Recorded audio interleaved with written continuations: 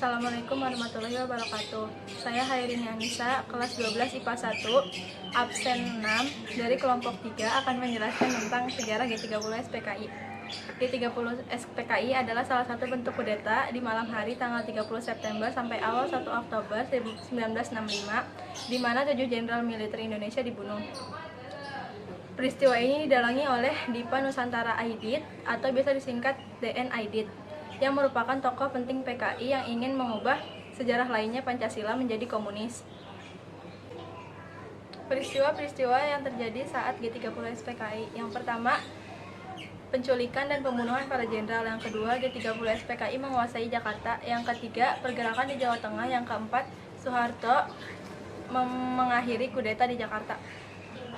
Untuk memperingati kejadian memilukan ini, maka setiap tanggal 1 Oktober diperingati sebagai Hari Kesaktian Pancasila. Latar belakang terjadinya pemberontakan G30 SPKI yang pertama adalah Angkatan Kelima.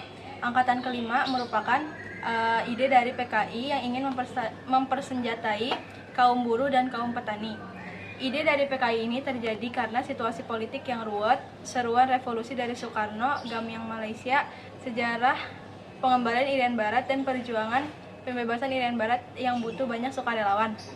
Yang kedua, ada masalah tanah dan bagi hasil.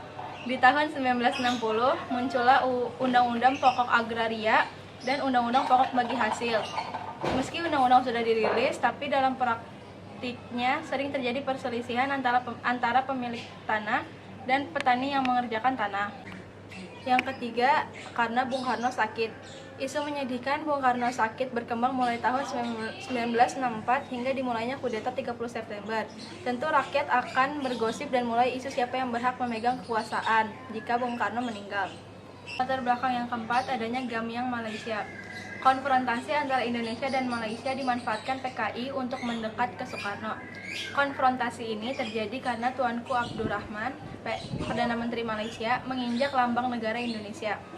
Tentu Bung Karno murka melihat peristiwa ini dan meneriakkan seruan Gambiang Malaysia. Tapi perintah Bung Karno tidak terlalu ditanggapi oleh petinggi militer.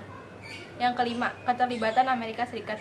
Peperangan di Vietnam dan penularan komunisme dari negara ke negara membuat Amerika Serikat kewalahan. Yang keenam, isu Dewan Jenderal. Dewan Jenderal merupakan isu yang mulai dihembuskan ketika waktu semakin mendekati tanggal 30 September.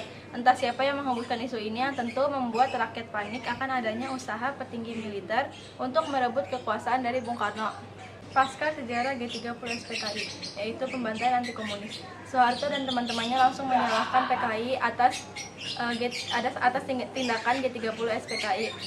Kabar tentang penyiksaan dan mutilasi para jenderal di Lubang Buaya mulai menyebar. Di Jawa Timur, pemuda Ansor mulai membunuh banyak terduga komunis. Jumlah korban yang tewas telah bervariasi, mulai dari 78.000 hingga 1 juta. Aidit berhasil ditangkap pada 25 November 1965 dan langsung dieksekusi. Sekian penjelasan tentang sejarah G30 SPKI dari kelompok kami. Kurangnya mohon maaf. Wassalamualaikum warahmatullahi wabarakatuh.